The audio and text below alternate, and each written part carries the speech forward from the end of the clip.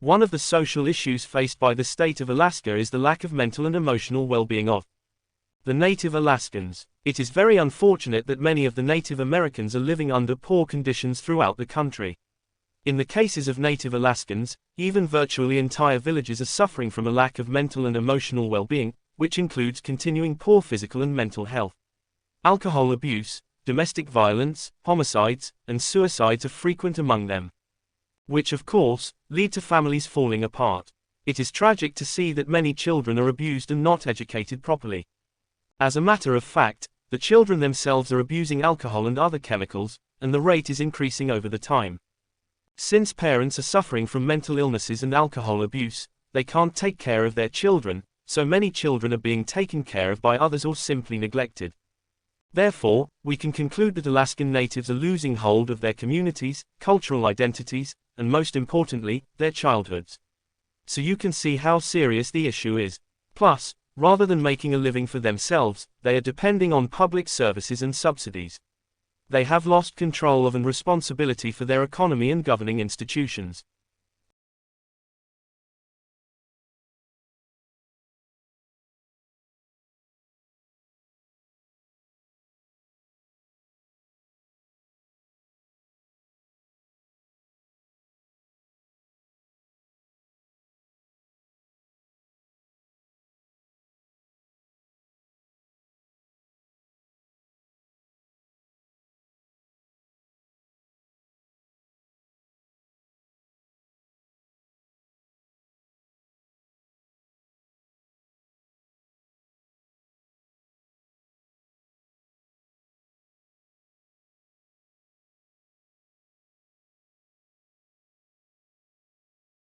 But you can see from the relatively crooked and narrow streets of the city of Rome as they look from above today, you can see that again, the city grew in a fairly ad hoc way, as I mentioned. It wasn't planned all at once. It just grew up over time, beginning in the 8th century BC. Now this is interesting, because what we know about the Romans is when they were left to their own devices and they could build the city from scratch, they didn't let it grow in an ad hoc way. They structured it in a very methodical way. That was basically based on military strategy, military planning. The Romans they couldn't have conquered the world without obviously having a masterful military enterprise. And everywhere they went on the various campaigns, their various military campaigns. They would build camps, and those camps were always laid out in a very geometric plan along a grid, usually square or rectangular.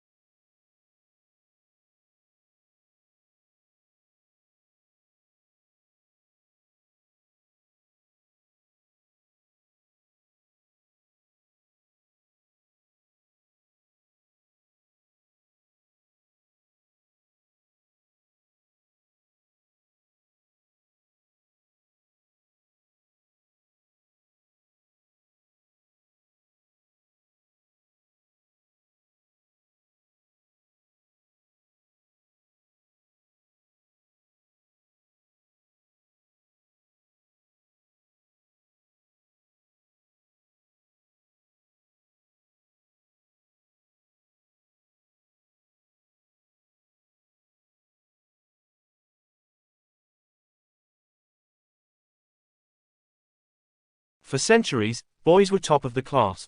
But these days, that's no longer the case. A new study by the OECD, a club of mostly rich countries, examined how 15-year-old boys and girls performed at reading, mathematics, and science. Boys still score somewhat better at maths, and in science the genders are roughly equal.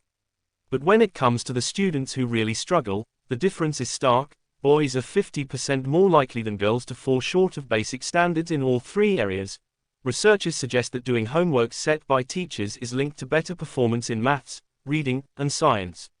Boys, it appears, spend more of their free time in the virtual world. They are 17% more likely than girls to play collaborative online games than girls every day. They also use the internet more. Third, peer pressure plays a role. A lot of boys decide early on that they are just too cool for school, which means they're more likely to be rowdy in class. Teachers mark them down for this.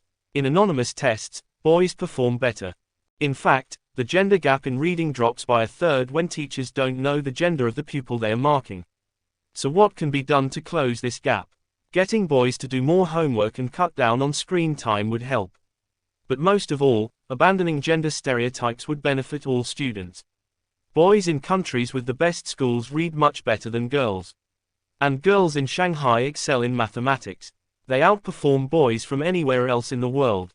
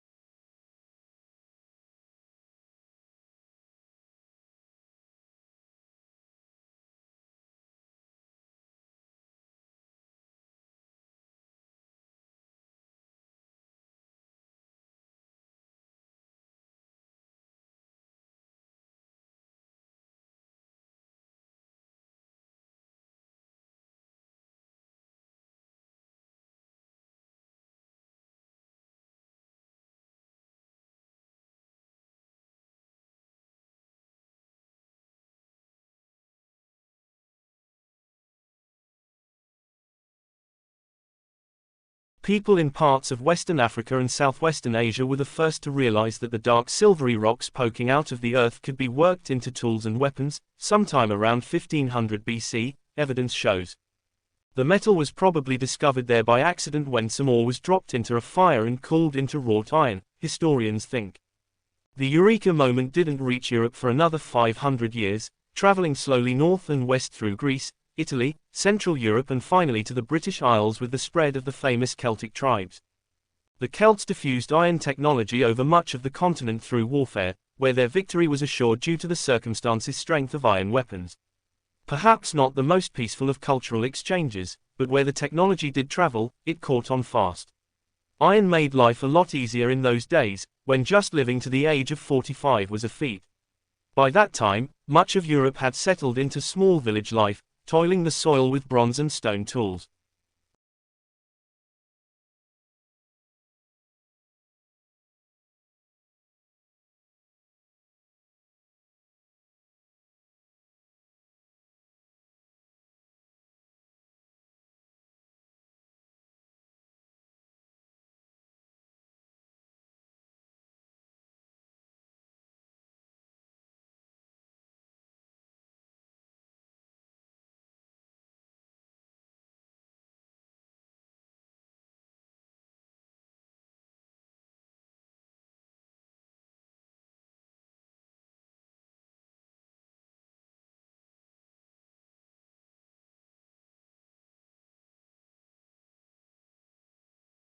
This development area is relevant for the experiences of a newly trained teacher like Sarah, who had a challenge in managing classrooms at the beginning of their lessons. From our meetings, which were quite frequent and tailored to me as an individual, precise approaches that had a direct positive impact on lesson planning and lesson delivery were applied, therefore transforming her teaching practice. It demonstrates that, often, a powerful mentoring approach could improve teacher performance and positively affect learners' results. It strengthens the belief that special focusing on professional development improvements in the sphere of mentoring is needed. There are several contextual particulars why this focus area has been selected. The school is located in an urban environment, and so students provide a complex socio-cultural context that is different from other school environments. Socio-economist studies have highlighted the fact that any program that does not offer ample funding will significantly be deficient in addressing disparities and inequalities in relation to the students' educational achievements.